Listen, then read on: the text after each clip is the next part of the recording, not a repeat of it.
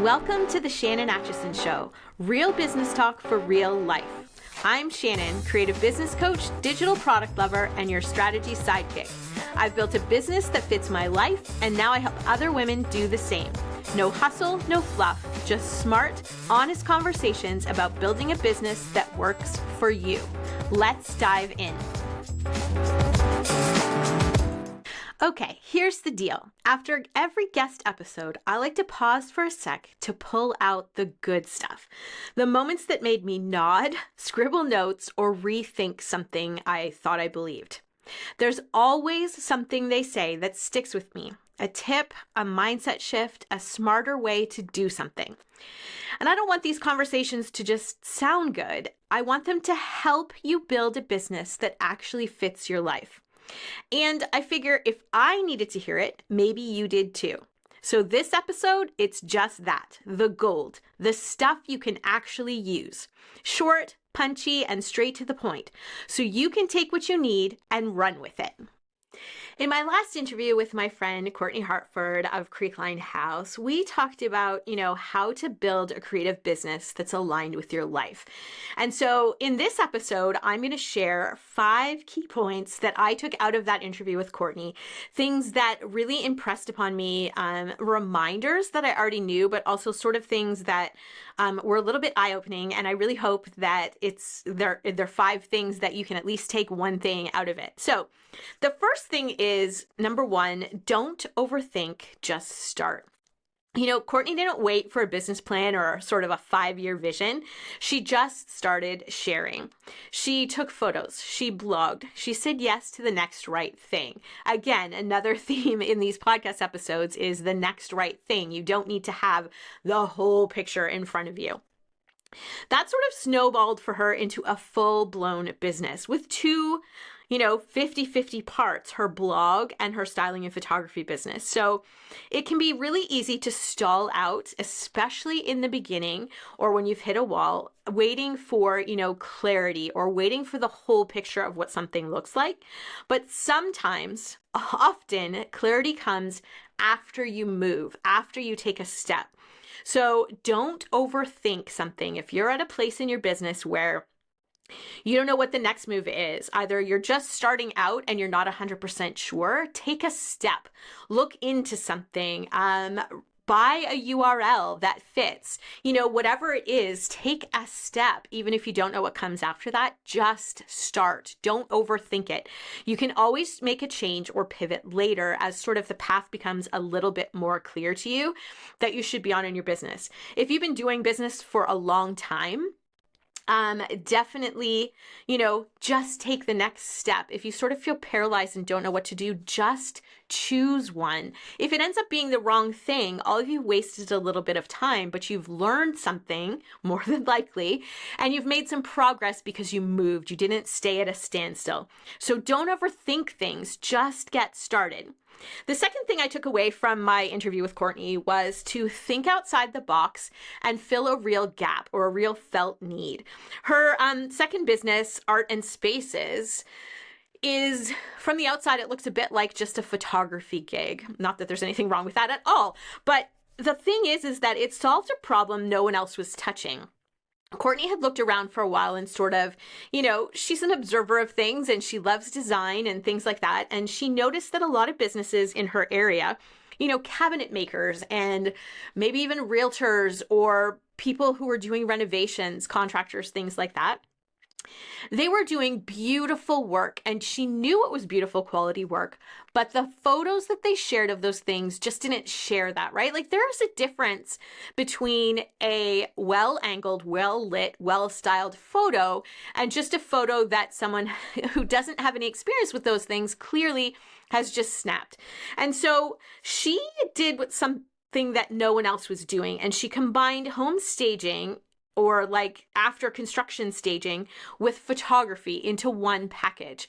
So, typically those things are 2 very separate things. Someone's a designer or a decorator or a stager, and then someone else is a photographer. And combining those 2 things or pairing up those 2 things and trying to get those set up for, a contractor or a realtor or whoever, and scheduled can be really complicated. So Courtenay put those two things together. That way she can also, I don't know how much you know about photography, but after blogging for 15 years and, running my own website and taking all my own pictures pretty much, and having things shared in magazines, the angles matter too, right? So like she needs to move something to get the right angle for the picture, and so she combined those two things into one package. It wasn't, it was a felt need. It was something that those businesses needed, and now those businesses oftentimes are repeat customers for her. So she filled a need that didn't have an exact, sort of box to check at the time. So she did that. And so sometimes the best offers are hiding in plain sight. If you just look at what's needed for your ideal customer or your niche and think outside the box a little bit, you don't have to do it the way everybody else is doing it. The third thing that I took away from Courtenay's interview was that consistency matters, but so does how you define it. So always in anything, if you want to get better at it, if you want to make progress, if you want to make money, consistency matters, right? So in blogging, that is consistent sharing all the time, consistent writing. Whatever that looks like for you, be it, 3, 4, 5 times a week or once a week, consistency matters. People want to know when to expect what from you. However, that can look different for each person. Courtenay says she works all the time. She loves what she does. Writing and editing happens sort of all the time. Not round the clock, but like she'll write and edit in the evening or on the weekends or things like that. But the public facing stuff that she does, so like the appointments that they make on the one side of their business, that has boundaries. She hasn't said, I'm willing to work whenever. You can schedule me between this time and this time. So showing up with consistency doesn't mean a rigid timeline or showing up only between 9 to 5. It also doesn't mean that you have to leave yourself open to all the things. Make it work for you. You define what that looks like. It means being intentional with what gets your energy and when. Okay, the fourth thing is show up polished, but also personal. Depending on what your business is, people want to know you're a professional, right? They want to know that you know what you're doing, what you're talking about, what you're sharing. Courtenay has nailed this balance because she knows when to share high-res curated images. So I'm talking specifically about her business. So her blog, which is Creekline House, which is about her home, but then also Art and Spaces, her other business.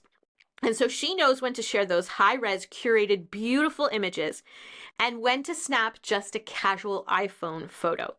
Her audience needs to see her skill, but they also need to see sort of her and a bit of sort of almost behind the scenes. Professional doesn't mean distant, not anymore, especially not online.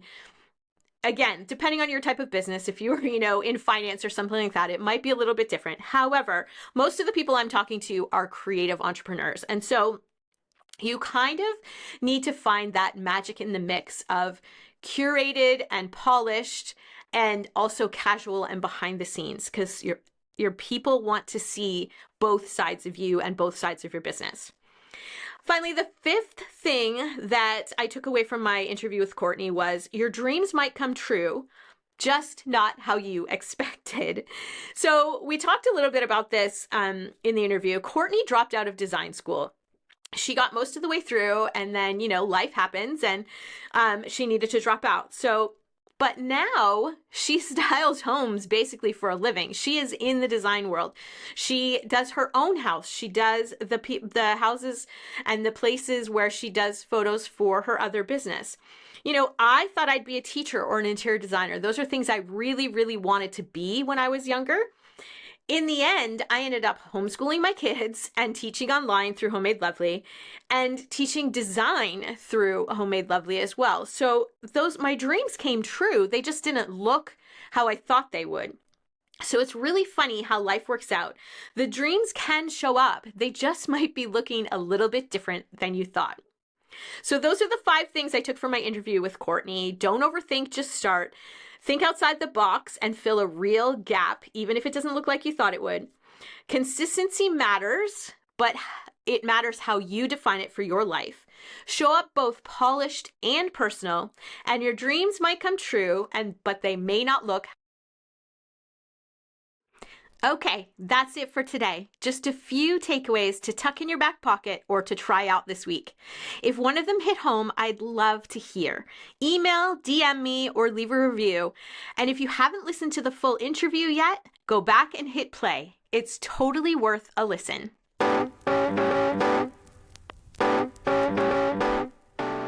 That's it for today on The Shannon Atchison Show. If you found this helpful, follow the show and share it with a friend. And hey, if you're not sure what kind of business actually fits your life, take the free quiz at shannonatchison.com. It'll point you in the right direction. Thanks for listening. Talk again soon.